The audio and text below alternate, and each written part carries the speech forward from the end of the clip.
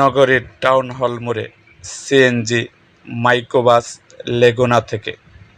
যাত্রীদের নিকট অতিরিক্ত ভাড়া আদায় না করতে পারে, অবৈধভাবে যত্রতত্র পার্কিং না করতে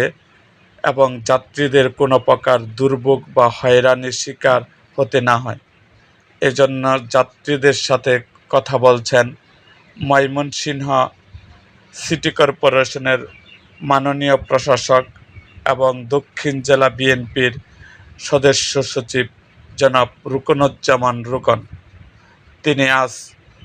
নগরীর বিভিন্ন বাসস্ট্যান্ডে যাত্রীদের কাছ থেকে যেন অতিরিক্ত ভাড়া না নেওয়া হয় এবং যানজট নিরসনের জন্য বিভিন্ন বাসস্ট্যান্ডে অভিযান চালান এবং তিনি যাত্রীদের সাথে কথা বলেন এবং তাদের খোঁজখবর নেন। এরকম আরও ভিডিও পেতে আমাদের মুক্তাগাছার ইতিহাস মিডিয়া ইউটিউব চ্যানেলটিকে সাবস্ক্রাইব করুন এবং পাশে থাকা বেল আইকনটি বাজিয়ে দিন।